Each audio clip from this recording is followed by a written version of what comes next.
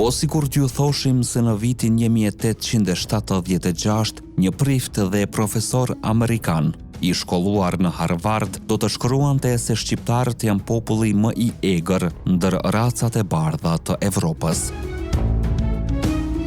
Jo në kuptimin barbar, por në kuptimin e një kombi që nuk u thye kurrë. Një kombi që ruajti gjuhën, identitetin dhe shpirtin e vet, kur të tjerët u zhdukën ose u shkrin në perandori.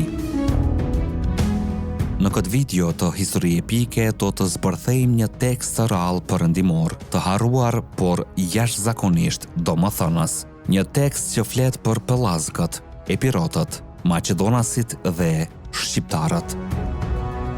Një tekst që ngrej pyetje të mëdha për historinë tonë. Para se të vazhdojmë, nëse ju pëlqejnë temat të thella historike dhe dëshironi që histori të tilla të mos humbasin, pëlqejeni këtë video dhe abonohuni në kanalin ton Histori Epike. Në janar të vitit 1876, në revistën amerikane The International Review, botohet një shkrim me titull The Herzegovian Question, apo pyetja hercegoviane. Autori i tij ishte Edward Abiel Washburn, doktor i teologjisë, profesor, përkthyes dhe klerik i njohur amerikan. Washburn nuk ishte një aventurier, nuk ishte romantik ballkanik, nuk ishte nacionalist shqiptar. Ai ishte pjesë e elitës intelektuale protestante amerikane të shekullit 19. I arsimuar në Harvard, profesor në institucione të rëndësishme fetare dhe akademike, një njeri që shkruante për Ballkanin nga perspektiva e perëndimit, dhe pikërisht për këtë arsye, ajo që ai thot ka peshë. Në shkrimin e tij, Washburn përshkruan Ballkanin jo thjesht si një rajon gjeografik, por si një mozaik racash, gjuhësh dhe mbetjesh të lashta historike. Ai i ndan qartë zonat slave nga ato që i quan mbetje të një shoqërie shumë të vjetër.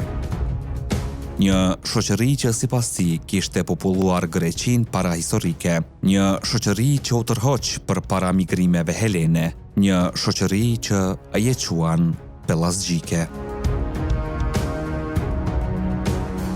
Në shekullin 19, pellazgët përmendeshin shpesh nga autorë perëndimor si popullsi paragreke dhe jo domosdoshmërisht si mit, por si një shtresë e lashtë ballkanike. Washburn i sheh pellazgët jo si legjendë poetike, por si themel shoqëror, një themel që sipas tij mbijetoi në disa zona të Ballkanit perëndimor, dhe këtu vjen pika më e fortë e tekstit. Sipas Washburnit, kjo shoqëri e lashtë, pellazgjike në origjinë nuk u zhduk. Ajo u riorganizua, u riquajt, u emërua sipas territoreve. Dhe kështu në kohë më të vona, ajo njihet si epirote dhe maqedonase, jo si popull të rinj, por si vazhdimsi e një trungu më të lashtë. Sipas tij, pikërisht këta epirot dhe Maqedonas formuan ushtrit e Piros së Epirit dhe të Aleksandrit të Madh. Kjo nuk është një pretendim shqiptar modern, është një interpretim perëndimor i shekullit 19. Washburn vëren se në Bosnjë dhe Hercegovinë kjo mbetje pellazgjike ishte slavizuar dhe kristianizuar me kalimin e shekujve. Sidomos gjatë periudhave të pushtimeve dhe transformimeve politike. Në pamje të jashtme, thot ai, kjo popullsi sot duket plotësisht slave dhe ortodokse, por kjo, sipas tij, është vetëm një shtresë e jashtme. Ndryshe nga veriu, më në jug ndodhi diçka tjetër. Sipas Washburnit, gjuha e lashtë mbijetoi. Dhe kjo gjuhë sipas tij ishte shenja dalluese e një kombi të veçantë, një komb që ai e përshkruan si më të egër ndër popujt e bardhë. Këtu termi egër nuk ka kuptimin e sotëm, nuk nënkupton barbar, nuk nënkupton të pazhvilluar. Në gjuhën e shekullit 19, egër do të thot i papërkullur, i pa asimiluar, i vështirë për të nënshtruar. Washburn e thot qartë. Pjesa e racës pellazgjike që ruajti gjuhën e vet primitive sot quhet shqiptare. Kjo është një fjali kyçe.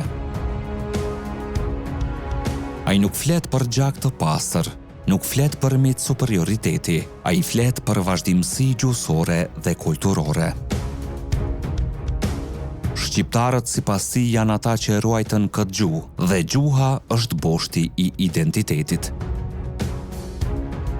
Washburn vëren se shumica e shqiptarëve janë bërë mysliman. Me përjashtim të një pjese katolike të njohur si mirditor. Por për të, feja nuk është thelbi, ajo është shtresë historike, ndërsa gjuha është shpirti. Kur Washburn i quan shqiptarët popull i egër, ai nuk flet për dhunë, ai flet për qëndresë, për një popull që nuk u shkri, nuk u zhduk, nuk u përthith nga perandorit. Një popull që mbjetoj në male, në gjuhë, në zakon dhe në identitet. Tekste si kjo që sollëm sot nuk përmenden shpesh, sepse nuk i shërbejnë narrativave të thjeshta, as nacionalizmit të verbër, as mohimit total. Ato kërkojnë lexim të thellë, kërkojnë kontekst dhe mendim kritik. Dhe pikërisht këtu qëndron forca e historisë. Historia nuk është vetëm ajo që na mësojnë në libra shkollor. Historia është edhe ajo që të tjerët kanë shkruar për ne. Dhe kur një intelektual amerikan i vitit 1876 shkruan se shqiptarët janë trashëgimtar të një populli të lashtë dhe se janë populli më i egër ndër të bardhët, kjo meriton të lexohet, të analizohet dhe të diskutohet. Tani është radha juaj. A mendoni se gjuha është çelësi i identitetit shqiptar? A është kjo qëndresë arsyeja pse shqiptarët mbijetuan kur të tjerët u zhdukën? Shkruani mendimin tuaj në komente. Ne jemi Histori Epike, aty ku e kaluara rilind. Deri në videon tjetër, qëndroni krenar dhe të vetëdijshëm për gjakun që rrjedh në tamarët tanë.